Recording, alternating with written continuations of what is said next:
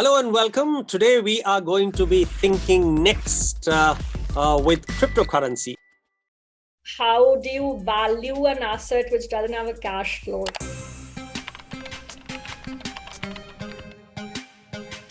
But when it is completely decentralized, how do you get trust of everybody, right? Which is beyond country.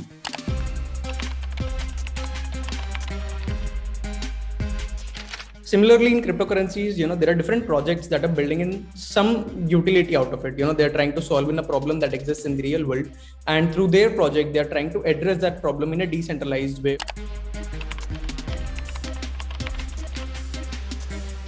Neither a state-enforced trust that cryptos have found, nor have societies at large accepted it as a medium of exchange. So it's somewhat stuck in this quagmire.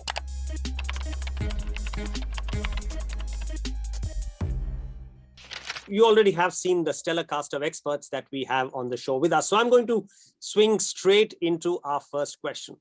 And the first question may sound very elemental to my very distinguished panel of experts, but this is the question that exercises the minds of ordinary people. And I'm going to therefore put it very bluntly. You go and solve a mathematical puzzle. You use a ton of computing power, you use a ton of energy, and you get maybe some kind of a digital file at the end of it, which is called a coin. How does, in the name of God, it get a monetary value attached to itself? When I have 100 rupee or $100 note, it's a government backing it and saying there is that value. When I go mining for gold, I'm getting some precious metal, which the world needs and has priced, and therefore it has a monetary value. How does solving a mathematical puzzle invest in that digital file a monetary value? Praveen, can you solve this little thing I'm confounded by? It is a very good question, Raghav. So there's a technology element to it, and then there is an economics element to it. See, the idea of a currency. What is the idea of a currency? Actually, contrary to what most people think, I think the idea of a currency is actually a political idea.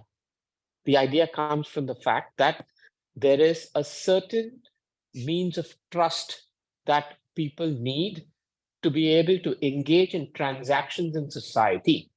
And that trust is determined by the political environment and the political stability. Now, that trust could be in the form of a state-issued currency, or it could be another state-issued currency, such as in Latin American countries. There is perhaps more trust in an American currency than in their own currency. So the idea of a currency is not sovereign in the sense that we think of it. It's the idea of trust, and that is fundamentally a political idea. Now, when it comes to a coin, that's a technology product, and how does that suddenly evoke trust? Trust is evoked based on what people believe, and it is not necessarily because the state or a sovereign. So I'm going to go to Tanvi and ask her the same question. How does my solving a mathematical puzzle give me monetary value? Yeah, thanks, Raghav. I think it's a great question, and I very much agree with what Mr. Chakravarti said. So, at the heart of it, it has to do with trust, right? But I would also like to flip your question a little bit. I don't necessarily think it's about how it derives its monetary value. I think you're asking about something specific, which is how do you value an asset which doesn't have a cash flow, right? I think I will just take that. Spot on, Tanvi. Spot on. How do you value an asset which does not have an underlying cash flow? Yes. And I think that's one of the larger questions that has been thrown up by the current contagion events, right? And that's something that we've been looking at very closely at our think tank. We just tabled a report for the G20 on it. So I think in a nutshell, if I were to take your question, I think crypto is, priced the same way other assets are priced. It's priced by a market. right? So there is a market of buyers and sellers. There are exchanges offering this marketplace. And it's the people that are setting this price, right? It's buy and sell behavior. So I don't think that's where the issue really lies. The issue really lies in the fact that, what is it getting priced based on, right? And I think that's a very complex question, right? Because it is, as Mr. Chakravarti said, to a large part, it's being priced on trust, right? To a large part, it might be getting priced in terms of reputational or brand ethos, right? That it carries. But I think the bigger question, which, now, and we have some veterans of the industry as well, the bigger question that now we need to answer in this ecosystem is, what is the underlying cash flow? What is the underlying business model on which we are going to start pricing the class of assets, right? And I think that's where the bulk of regulatory debate internationally is also now focused. So let me get Siddharth in here. Now you've heard what Tanvi said. You heard what Praveen said. You heard my question as well. If there is no underlying cash flow, all you have is a digital set of codes which you probably end up owning. Even a painting has some aesthetic value which you can put some value to as an aficionado. But how do you put a value to a coin? Absolutely. And like Tanvi said, it's a very complex question, but let me break it down, sort of extending from what Mr. Praveen said about trust, right? And that's a very important thing, right? We are all in that journey of humankind is in a journey of evolution from township to a kingdom to country, and now thinking about living on the internet. And when it comes to the country level, we trust the government, right? When it was kingdom, we trust the kings of the land and so on and so forth. But when it is completely decentralized, how do you get trust of everybody, right? Which is beyond country. And this is where the cryptocurrency has, from a technology point of view, has solved. Where it's transparent and as long as you believe in the code, you can see the code. You can actually scale trust, not with a person, not with around people, but with machines, right? And you're sort of delegating that, and that opens up a lot more opportunity for a lot of things. It's still that confusion in everyone's head. Where does it get its value? Yes, it gets a value because two people think it's got a value, but that's very ephemeral, right? There is nothing. Right. I feel, it's a medium of exchange. So let's say if that asset, if any coin you're able to hold in and you're able to give it to someone else and, exchange anything in return, that gets in a value. So for example, if I'm able to give in a Bitcoin and I'm able to buy pizza or, pay that as salaries to some of the employees, or, if someone accepts it and if someone says that, okay, this is something that you can pay and I consider this as a value against my services or my offerings that I'm rendering towards you, then it gets in a value automatically. So, in the nutshell, it's kind of a mode of an exchange through which it seems to be boiling down to two consenting adults saying, I believe there is a value here, and therefore I will go ahead and move and accept the value, because there doesn't seem to be any underlying reason why there should be a value. So I come now to the second conundrum that's being talked about. And Tanvi, let me come to you, and I'm going to come to Praveen right at the end of this.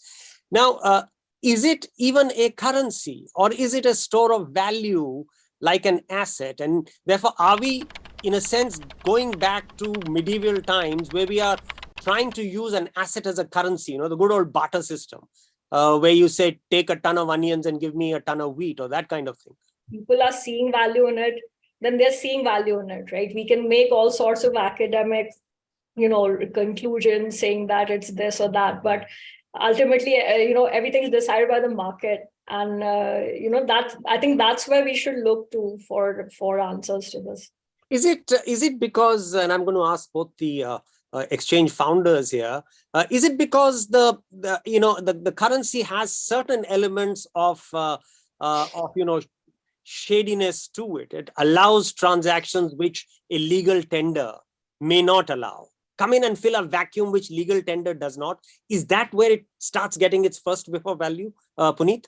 I look at it similar to the stock market, like how we have the stock markets where there are different private limited, different companies who come in and, who list their shares, and people tend to trade on them. People tend to buy these shares looking at what future prospect of these companies could be. Similarly, in cryptocurrencies, there are different projects that are building in some utility out of it. They're trying to solve in a problem that exists in the real world, and through their project, they're trying to address that problem in a decentralized way, or in a like in a blockchain technology way. Interesting then, Puneet, that all the analogies you've used seem to suggest that it's an asset and it's not a currency. You've used stock, you've used tradable on an exchange where people perceive some price for it. Therefore, the conundrum still continues. I've spoken to two of you, and the conundrum continues whether it's really an asset or a currency. I'm going to come to Siddharth. Yeah, I think to me, it's again a medium, right? Evolution of money is always picks up the path of lowest friction. So, to do a transaction, and ultimately it all matters how many transactions can we do through, say, cash, and then through UPI, now through, if it's a global, using a current cryptocurrencies. And I think that's the path, and it's the evolution of what cryptocurrency is going through is not something that is new. It has historically already happened multiple times for a lot of monetary system. So probably it is used for wrong reasons. Okay, maybe, but eventually it is being used for right reasons. Eventually, the technology is sort of embraced, and now even we are also thinking about getting digital with a digital token even in India. So if you think about it, it's just a medium, it's technology that just makes it easier to do transactions. I get all of that, but my fundamental question here was, how did it start getting a sense of value, or how did people start investing a bit of value in it? And my sort of hypothesis was that perhaps because you could use this asset or this currency to do certain things that you could not do using legal tender, probably because it was cross-border, probably because some of the assets or the goods that you could exchange with it, you would not be able to do with legal tender. Is that where it started getting its value? And then, as you said, once it got value and people started using it, then it started getting used for right things as well. Is that too far-fetched, or is there some modicum of it's not really, because if you speak to people who've been working in 2013 also 2012, even freelancers, they were getting paid in Bitcoin, who are doing probably digital work or software work, and obviously famously we all know about Silk Route. It's been used for something more illegal, but that's just one part of the story, right? When we are talking about paying people online, some people still can't take money on their bank through USD because it takes time. It takes 3 or 4 days. So the freelancer cannot commit to a job. So because of this whole friction, the payment through Bitcoin was much more easier. People could directly accept a job and start working on it, whether it's at once. So there are a lot of things that even technology-wise it has provided, which is just remove this friction and brought in this adoption. And I think that probably the start. But yes, there are good and bad when it comes to whatever it is. Praveen, you've heard everyone. You've heard my questions. Do you think that it got invested in value because it started doing things which legal tender could not, and then that snowballed, and then that gathered a momentum of its own, and then trust came in, and then technology developed, and then it became slowly something far more acceptable? Is that a simplistic description of how cryptocurrency has become such a largely acceptable phenomenon? Let us take a hypothetical example. Let us say that I'm going to give you peacock feathers in return for your painting. And you say, fine, I'll take your peacock feathers. And then you take that peacock feathers and you go and give it to somebody else. It doesn't have to do anything with technology. You're just accepting my peacock feathers, and somebody else is accepting the peacock feathers that I gave you. So I think the technology element is almost irrelevant to the idea that this is a medium of exchange. Now, the technologies and the engineers would argue that it's the technology that builds a certain level of trust. And but history has always showed us that you don't need any of those things. You could get something adapted quickly as a medium of exchange, and there could be various things that propel this. See, I think there's a I go back to the idea of trust. The idea of trust can be two ways. One is a big state, a sovereign or a government telling you, this is correct, trust this, this is legal, and I stand guarantee. That's one way of inducing trust. The other way of inducing trust are just people in society saying, I just trust this. I trust peacock feathers, I trust some random coin, I trust a cryptocurrency. So it could be either of the two. I think the fundamental idea that the technologists and the engineers argue is that it removes the centralization and the control that somebody has over issue of a medium of exchange. They're fundamentally questioning the idea that why should a state or a sovereign or a central bank have the control over a medium of exchange? Fair enough. But then let's flip the question. If something were to go wrong, whose throat do you choke? Because the very idea of trust also depends on if something goes wrong, who can you go to? And who can be enforceability. Responsible? And enforceability. Right? Enforceability. Exactly. I mean, ultimately, we live in a society where laws need to be enforced, because if they're not enforced, then you're talking about lawlessness. So, I mean, at the end of the day, you may disagree violently with the concept of a government, but a government does have the job of enforcing social order. Exactly. And the ability to enforce things. Exactly. Like in your own profession, Raghav, say media versus social media. When there is something wrong, you know that if it was an editor in a mainstream newspaper, you can go hold the editor responsible. The editor is ultimately responsible for the truthfulness and the veracity of the news. In a democratized social media template, there is no one that's responsible or accountable for this. And hence, there is less trust in social media.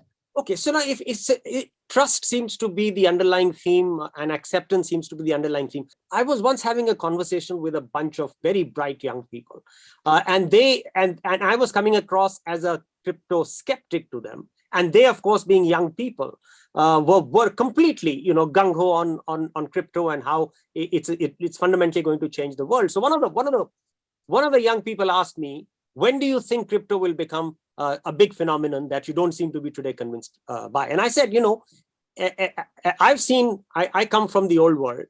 So I believe that cryptos will become a revolution in the world of finance when you can attach an underlying cash flow to it. So then they asked me, how does that happen? So I said, listen, think of the Empire State Building. Now, if I want to own the Empire State Building, I can't. But if the Empire State Building can be broken down into, say, 1,000 commercial units, different commercial units and offices, and each commercial unit and office can be a non-fungible token which gets traded on a crypto exchange, and that each token has an underlying cash flow, then I can take a call and say, all right, I like the corner office on the 21st floor. It overlooks Central Park. That's going to get more rent than the other ones. So I'd rather buy the token which is representing the 21st floor office. I said, that's when a cash flow gets attached to a crypto token. And that's when I believe there'll be a revolution. So I'm going to ask you, Puneet, in my worldview, and I come from the old world, in my worldview, trust will only come when there is equivalence of cash flow with a crypto token. Do you accept it or you don't accept it? When people will start looking at it that, okay, I'm able to, let's say, transfer in funds instantly from one place to another, or government benefits, like subsidiaries and schemes are being able to go down deeper into the roots on ground to the person who actually need it, but in a transparent way, in a way that is, like open, clean, and everyone can see the trail of it. And that's where the power of technology and, the underlying cryptocurrency would come in. But I would argue that with the legacy systems becoming very digitally driven, whether it's even our own UPI, and the fact that you can instantly now transfer money, I think that advantage will go away, won't it? I mean, today, if I have to transfer money to my son in New York, it takes 10 hours through the banking system. While in the crypto world, if both of us have wallets at both ends and all of that's legal, yeah, it'll happen in no time. But I mean, 10 hours, how is that so important that I switch from fiat currency to Bitcoin? Like tenors might be, for seldom transactions or one-off transactions, maybe in a month would not look at, you would not feel to convert in. But imagine of businesses who do these transactions daily, multiple times with multiple parties, and who are, like into the import-export business, and they have to pay 10 hours of rent at the ports if they transact, if their shipments are just, have reached in and there's no one to collect in, or they're waiting for the payments at all. So there are huge losses that comes along with this, with the time that is associated with it.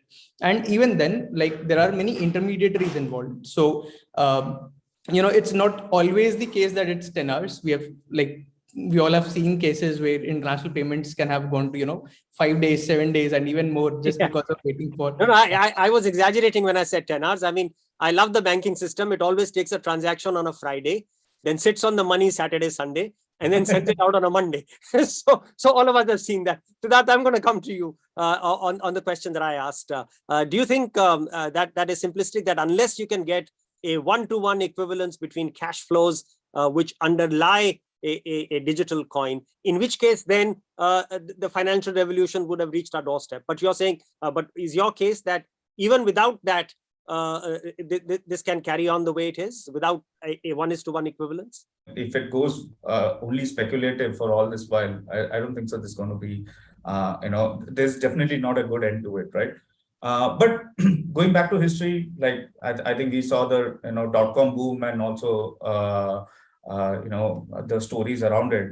There were businesses which is getting funded, which attracted a lot more talents to start building onto it, and then now everything collapsed. But still, it went on, right? It still attracted a lot of bunch to actually start building onto it.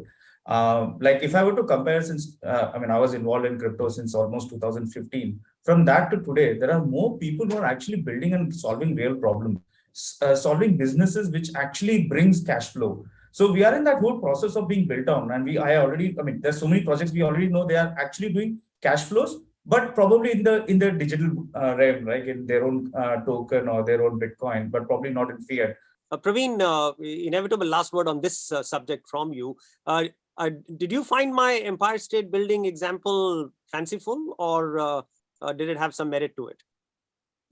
No, I don't quite agree with the idea that there has to be cash flows. I think that stems from the fact that we are in a fiat currency world today. But remember, the fiat currency is, 50 years old. 60 years old. That's about it.